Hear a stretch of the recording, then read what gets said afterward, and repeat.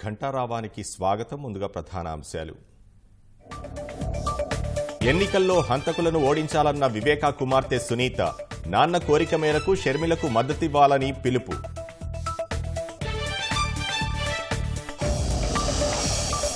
వివేకా హత్య case నిందితుడికే Jagan ticket ఇచ్చారన్న Sharmila హత్యా రాజకీయాలకు ఓటర్లు స్వస్తి పలకాలంటూ ప్రచారం. ప్రజలను రెచ్చగొడుతున్న వైకాపా గృహసారథులు చంద్రబాబు వల్లే ఇంటింటికి పెన్షన్లు రావట్లేదంటూ దుష్ప్రచారం.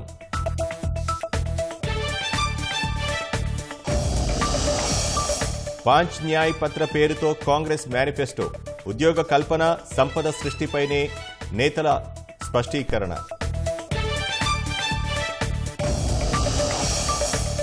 వడ్డీ రేట్లను యథాతథంగా ఉంచిన ఆర్బీఐ రెపో రేట్ 6.5% వద్ద కొనసాగింపు.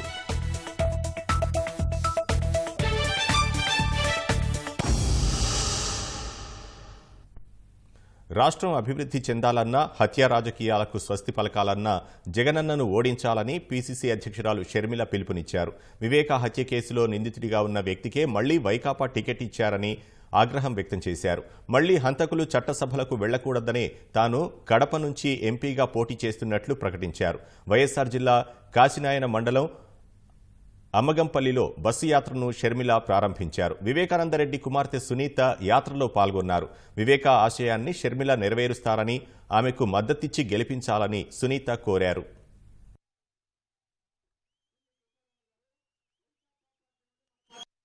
మరి జగన్మోహన్ రెడ్డి గారు ముఖ్యమంత్రి కాకముందు స్పెషల్ స్టేటస్ తీసుకొస్తానని చెప్పారు. వచ్చిందా స్పెషల్ స్టేటస్?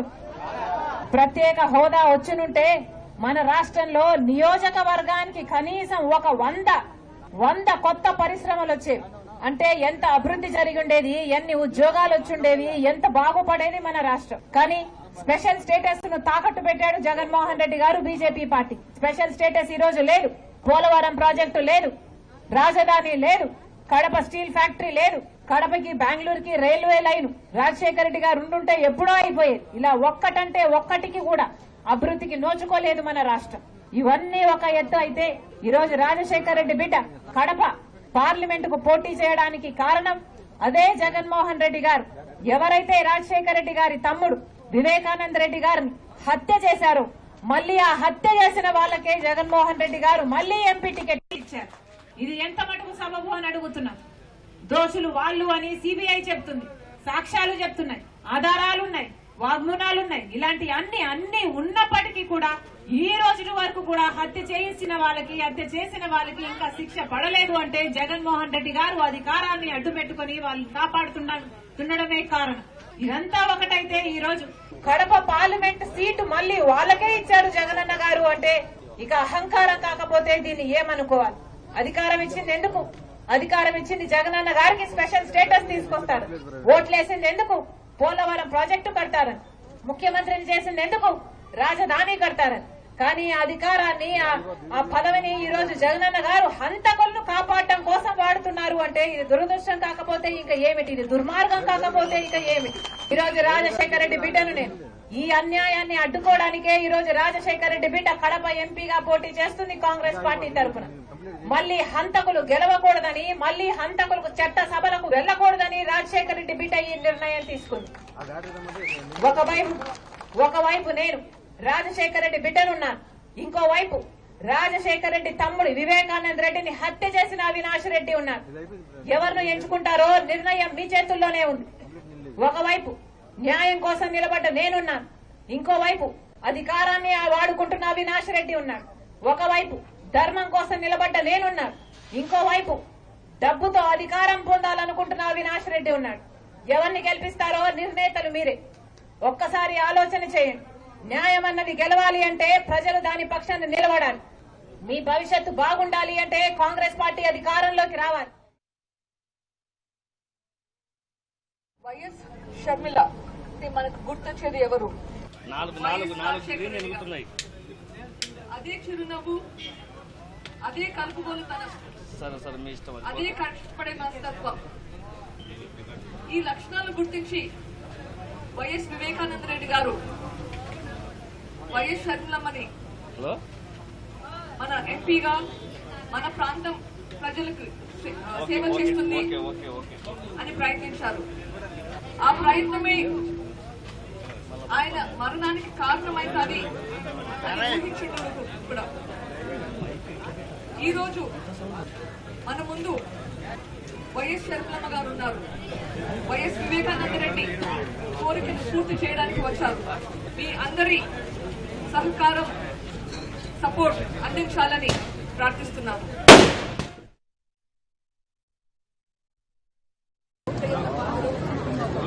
వివేకానంద రెడ్డి బిడ్డ అమ్మా, ఈ ఎలక్షన్ చాలా ముఖ్యం. ఒక పక్క రాజశేఖర రెడ్డి బిడ్డ నిలబడింది, ఇంకో పక్క రాజశేఖర రెడ్డి తమ్ముడు వివేకానంద రెడ్డి హత్యను చేసిన అవినాష్ రెడ్డి నిలబడ్డాడు. అమ్మా, న్యాయం వైపు మీరు నిలబడాలి, ధర్మం వైపు మీరు నిలబడాలి. ఈ బిడ్డను చూస్తున్నారు మీరు. వాళ్ళ నాన్నను క్రూరంగా హత్య చేశారు, అయినా కూడా వాళ్ళకే ఇచ్చాడు జగనన్న గారు టికెట్. అట్లాంటి వాళ్ళని గెలిపించాలనా, లేకపోతే రాజశేఖర రెడ్డి బిడ్డ న్యాయం కోసం నిలబడి రాజశేఖర రెడ్డి బిడ్డను గెలిపించాలో మీరు ఆలోచన చేయాలి. అమ్మ, ఓటు అనేది మీ చేతుల్లోని ఆయుధం. మళ్లీ హంతకులను గెలిపించకండి, మళ్లీ హంతకులను చట్ట సభలకు పంపించకండి. ఆశీర్వదించండి తల్లి రాజశేఖర రెడ్డి బిడ్డను. ఎలాగైతే రాజశేఖర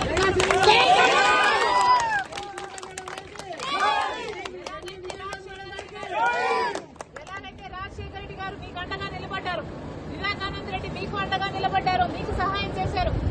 నేను కూడా గెలిపించండి, మీకు అండగా నిలబడతా, మీ మనిషిగా మీ బలం అవుతా. మీరు ఆశీర్వదించండి తల్లి. హస్తం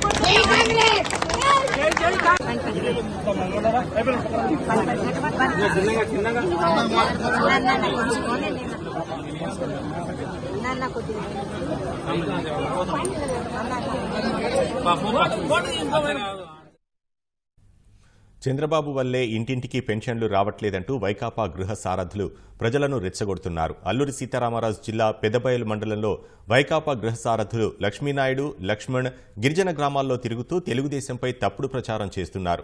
లింగేటిలోని ఇంటింటికి వెళ్లి మళ్లీ జగన్ను గెలిపించాలంటూ గిరిపుత్రులపై ఒత్తిడి తెస్తున్నారు. చంద్రబాబు వస్తే సంక్షేమ పథకాలన్నీ తీసేస్తారని, జగన్ వస్తేనే అన్ని పథకాలు అందుతాయంటూ గిరిజనులను ఎలా తప్పుదోవ పట్టిస్తున్నారో మీరే చూడండి.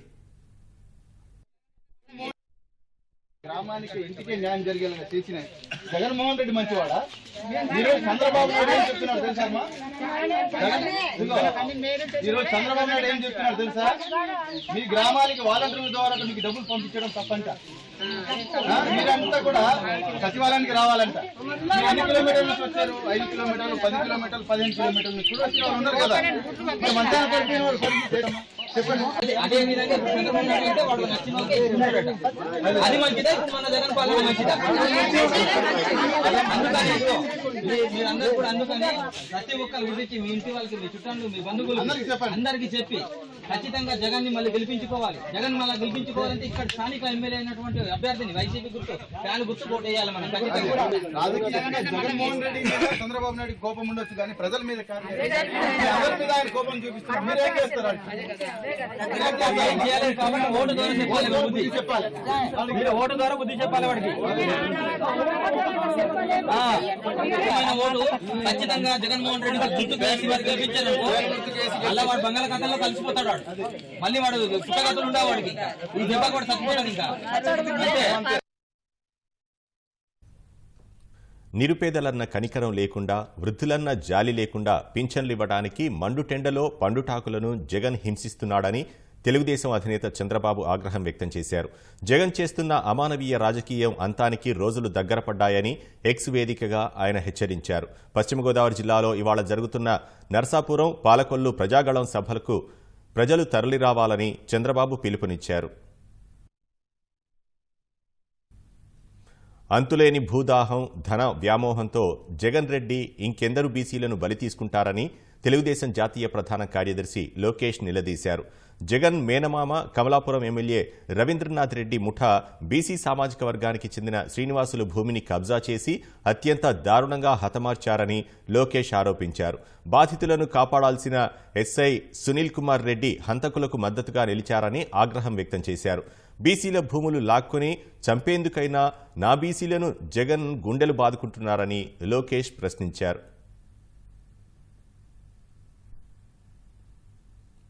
జనసేన మచిలీపట్నం పార్లమెంట్ అభ్యర్థి వల్లభనేని బాలశౌరి కృష్ణా జిల్లా మచిలీపట్నం పర్యటన నేపథ్యంలో వైకాపా నేతలు బెదిరింపులకు పాల్పడుతున్నారు. బాలశౌరి మీటింగ్కు ఎవరెవరు వెళుతున్నారో నోట్ చేసుకోవాలని రాజీనామా చేసిన వాలంటీర్లకు వైకాపా నేత ఆదేశాలు జారీ చేశారు. మీటింగ్కి వెళ్లిన వారి వివరాలు తమకు ఇవ్వాలని 3వ division corporator deputy mayor Bharati భర్త శీలం బాబ్జీ వాలంటీర్లకు వాయిస్ మెసేజ్లు పంపారు. వాలంటీర్లు తమ కుటుంబ సభ్యులతో కలిసి గంగులతోటలో ఏర్పాటు చేసే ఇఫ్తార్ విందుకు రావాలని గ్రూప్లో శీలం బాబ్జీ వాయిస్ మెసేజ్ పంపారు.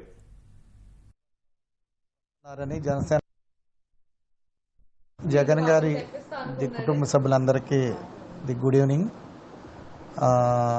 రేపు సాయంకాలం గంగుల తోటలో ఇఫ్తార్ విందు ఉంది కాబట్టి మీరందరూ సాయంకాలం అందరూ పిల్లల్ని తీసుకుని ఖచ్చితంగా 6:50 కల్లా పర్వీన్ గారి ఇంటికి అందరూ రావాల్సింది కోరుచున్నాను.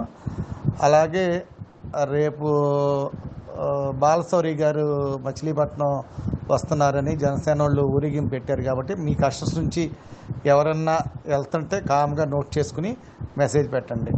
Thank you. సార్వత్రిక ఎన్నికలు సమీపిస్తున్న తరుణంలో వివాదాస్పద గ్రామాల్లో పోలీసులు తనిఖీలను ముమ్మరం చేస్తున్నారు.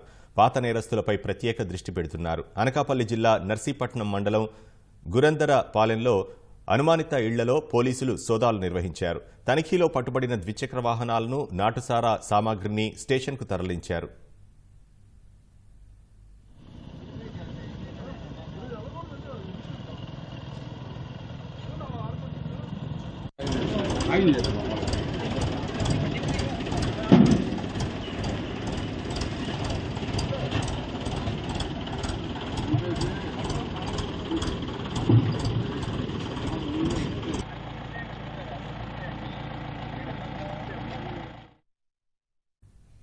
అనంతపురం జిల్లా వజ్రకరూరు మండలం కొనకొండలలో గుర్తు తెలియని వ్యక్తులు వాల్మీకి విగ్రహాన్ని ధ్వంసం చేశారు.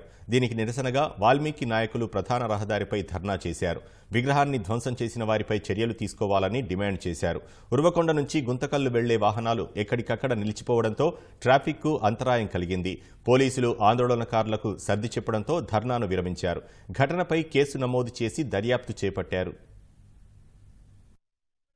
వాల్మీకి విగ్రహాన్ని ఇది విధంగా ధ్వంసం చేస్తే వాల్మీకి సత్తా ఏమిటో మళ్ళీ తెలియజేయాల్సి వస్తుంది. కాబట్టి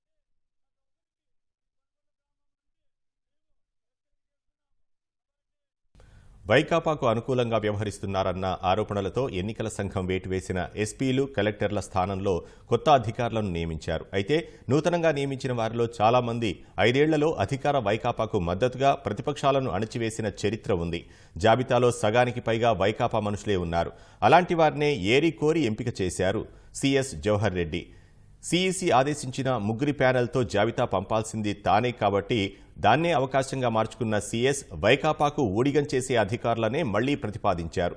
ఎన్ని విమర్శలు వచ్చినా స్వామి భక్తి చాటుకోవడానికే ఆయన తపన పడుతున్నారు.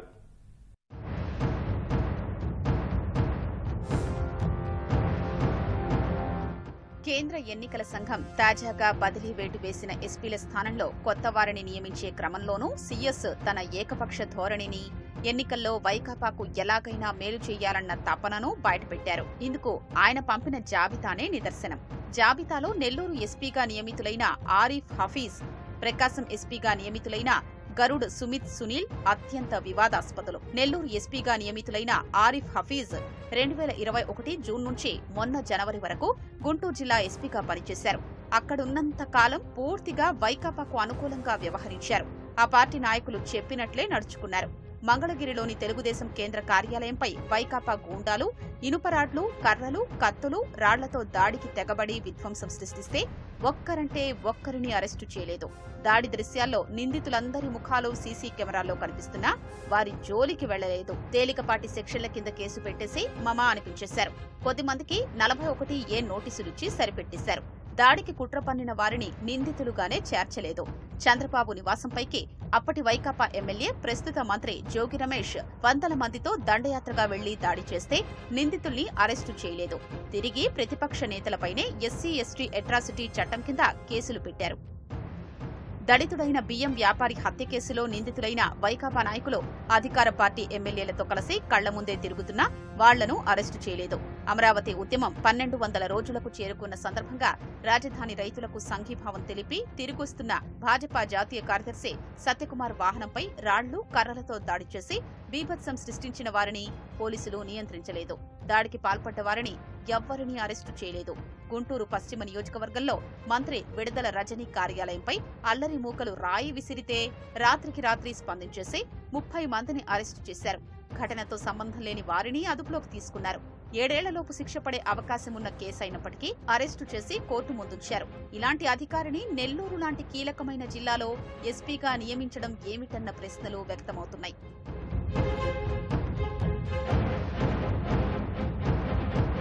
ప్రకాశం ఎస్పీగా నియమితులైన గరుడ్ సుమిత్ సునీల్ విశాఖ కమిషనరేట్లో శాంతి భద్రతల విభాగం డీసీపీగా పనిచేశారు. వైకాపా నాయకులు చెప్పారని అడ్డగోలుగా వ్యవహరించారు. 2022 అక్టోబర్లో విశాఖలో పర్యటించిన జనసేన అధ్యక్షుడు పవన్ కళ్యాణ్ పై గరుడ్ సుమిత్ సునీల్ జులుం ప్రదర్శించారు. పవన్ తన వాహనంలో నిల్చొని ప్రజలకు అభివాదం చేస్తుండగా ఆ కారుపైకెక్కిన సునీల్ జనాలకు కనబడొద్దని, కారులోనే కూర్చోవాలని తీవ్రంగా ఒత్తిడి చేశారు. పవన్ కళ్యాణ్ చేతులు పట్టుకుని అణిచేశారు. ఒక ఐపీఎస్ అధికారి ఉండి ఇలా ప్రవర్తిస్తారా? గొడవ పెట్టుకోవాలనే ఉద్దేశంతో నన్ను రెచ్చగొట్టేందుకే ఇలా చేశారంటూ అప్పట్లో జనసేనాని వ్యాఖ్యానించారు. ఆయన్ను విశాఖపట్నంలో పర్యటించకుండా నోవోటెల్ హోటల్కే పరిమితమయ్యేలా చేశారు. అధికార పార్టీ నాయకుల అనుచిత వ్యాఖ్యలపై నిరసన తెలిపే క్రమంలో ఎవరో గుర్తు తెలియని వ్యక్తి విశాఖ విమానాశ్రయంలో మంత్రి రోజా వాహన శ్రేణిపై చెప్పులు విసిరితే ప్రతిపక్ష పార్టీ కార్యకర్తలపై హత్యాయత్నం సెక్షన్లు పెట్టారు. ఘటనా స్థలంలో లేని వారిని కేసుల్లో ఇరికించారు. అర్ధరాత్రి ఇంటింటికి వెళ్లి వెంటాడి వేటాడి మరీ 100 మందికి పైగా జనసేన కార్యకర్తల్ని అరెస్టు చేశారు. అలాంటి అధికారిని ప్రకాశం ఎస్పీగా నియమించారు. అనంతపురం ఎస్పీగా నియమితులైన అమిత్ బర్ధర్ కు వైకాపా అనుకూలంగా పనిచేస్తారన్న ముద్ర ఉంది. 2020 నుంచి 2022 ఏప్రిల్ వరకు శ్రీకాకుళం జిల్లా ఎస్పీగా వ్యవహరించారు. ఆ తరువాత నుంచి మొన్న జనవరి నెల వరకు సిఐడిలోని ఆర్థిక నేరాల విభాగం ఎస్పీగా పనిచేశారు. ఎక్కడైనా వైకాపా నాయకులు చెప్పిందే చట్టమన్నట్లుగా పనిచేశారు. అలాంటి అధికారిని ఎన్నికల వేళ అనంతపురం ఎస్పీగా నియమించడం వివాదాస్పదమవుతోంది. ఎన్నికల కోడ్ అమల్లోకొచ్చాక అధికారుల్ని బదిలీ చేసేది ఎన్నికల సంఘమే అయినా బదిలీ అయిన వారి స్థానంలో నియమించేందుకు 3 పేర్లతో ప్రతిపాదనలు పంపించాల్సిందే ప్రధాన కార్యదర్శి. అక్కడే జవహర్ రెడ్డి తన చాతుర్యాన్ని, అధికార పార్టీపై అంతులేని విధేయతను ప్రదర్శిస్తున్నారు. ఈసీ కళ్లకే గంతలు కడుతున్నారు. అనంతపురం జిల్లా ఎస్పీ పోస్టు కోసం ఆర్ గంగాధర్రావు పేరును ప్యానెల్లో ప్రతిపాదించారు. ఆయన గతంలో అన్నమయ్య జిల్లా ఎస్పీగా పనిచేశారు. చంద్రబాబు అంగళ్లులో పర్యటించిన సందర్భంలో వైకాపా నాయకులు ఆయనపై దాడులు చేసి రాళ్లు విసిరితే వాళ్లను వదిలేసి బాధితుడైన చంద్రబాబుపైనే ఏకంగా హత్యాయత్నం కేసు పెట్టడంలో గంగాధర్రావు పాత్ర కీలకం. వైకాపాకు అనుకూలంగా ఉంటారనే ముద్ర ఉన్న టి పనసారెడ్డిని కూడా ఈ జిల్లా ఎస్పీ పోస్టు కోసం ప్రతిపాదించారు. చిత్తూరు జిల్లా ఎస్పీ పోస్టు కోసం రాజమహేంద్రవరం విజిలెన్స్ అండ్ ఎన్ఫోర్స్మెంట్ విభాగం ఆర్వీఈఓ కేఎస్ఎస్ వి సుబ్బారెడ్డి పేరు ప్రతిపాదించారు. ఆయనకు వైకాపా అనుకూలమనే ముద్ర ఉంది.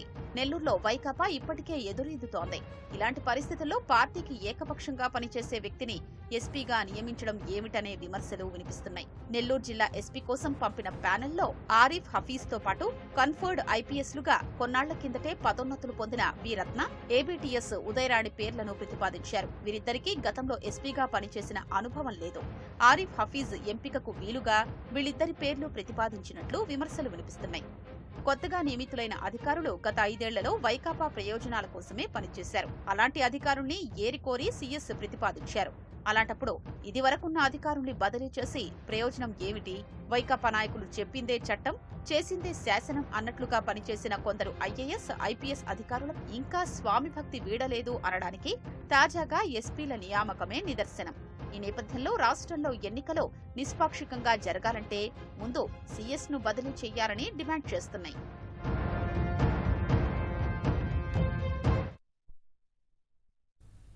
సార్వత్రిక ఎన్నికలకు కాంగ్రెస్ పార్టీ మేనిఫెస్టో విడుదల చేసింది. రాహుల్ గాంధీ మాట్లాడుతున్నారు. ఢిల్లీ నుంచి ప్రత్యక్ష ప్రసారం ద్వారా చూద్దాం. बनाई है। खड़गे जी ने कहा जो भी भ्रष्ट हैं वो सब बीजेपी में जा रहे हैं। उसका कारण है क्योंकि नरेंद्र मोदी जी चाहते हैं कि पॉलिटिकल फाइनेंस की मोनोपोली उनके हाथों में हो। अब हमारे बैंक अकाउंट बंद कर दिए, हमारे पास ओरिजिनल रास्ता जो था वही हमारा रास्ता है। हम जनता के साथ जाकर मिलकर उनके लिए लड़ते हैं। ये जो मैनिफेस्टो बना है, ये मैनिफेस्टो कांग्रेस पार्टी ने नहीं बनाया है। ये मैनिफेस्टो हिंदुस्तान की जनता ने बनाया है।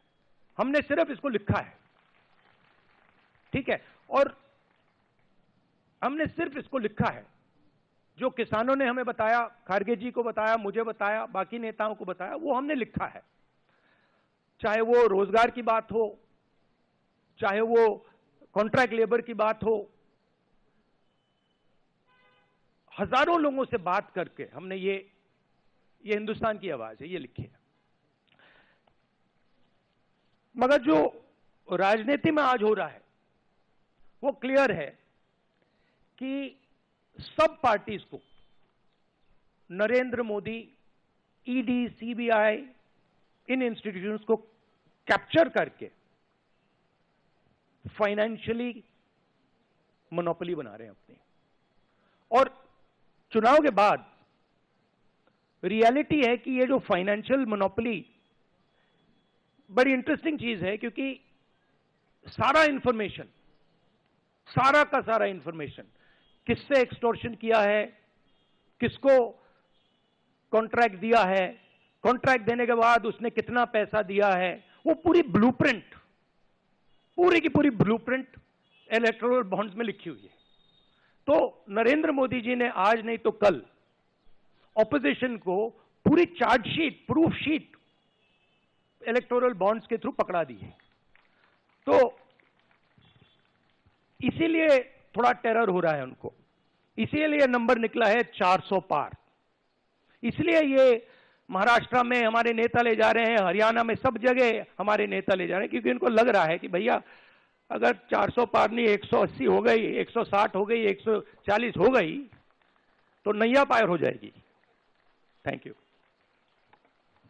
आशीष सिंह।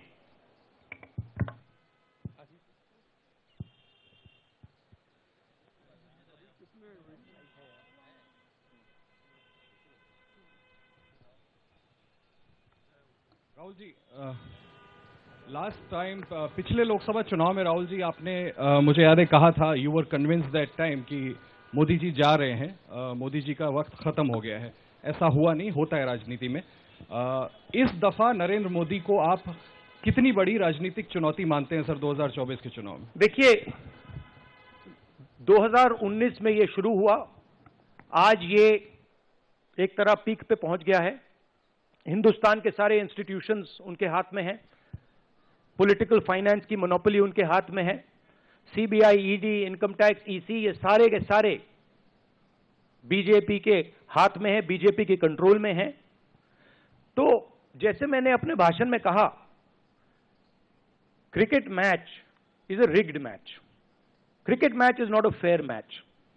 उसमें चाहे सोशल मीडिया की बात करें, आप हमारे नेताओं के, ऑपोजिशन नेताओं की सोशल मीडिया देख लीजिए, मेरा यूट्यूब देख लीजिए, मेरा फेस टाइम देख लीजिए, फेसबुक देख लीजिए, इंस्टाग्राम देख लीजिए, तो ये सारा का सारा स्ट्रक्चर कंट्रोल्ड है, रिग्ड है। इसलिए बहुत जरूरी है कि जनता इस बात को समझे कि ये नॉर्मल चुनाव नहीं है, ये लोकतंत्र को बचाने का, संविधान को बचाने का चुनाव है, और इसको लड़ना और जीतना बहुत जरूरी है। ये चुनाव 2-3%, 5% और बाकी हिंदुस्तान के बीच में चुनाव है, और जो बाकी हिंदुस्तान चाहता है वो इस मैनिफेस्टो में है, और जो 2% चाहता है, जो अदानी जी चाहते हैं, वो आप उनका मैनिफेस्टो देख लीजिए, आपको पता लग जाएगा, उसमें उनकी रिक्वेस्ट लिस्ट पूरी की पूरी आपको मिल जाएगी। Thank you. आखिरी सवाल कुमार विक्रांत सिंह।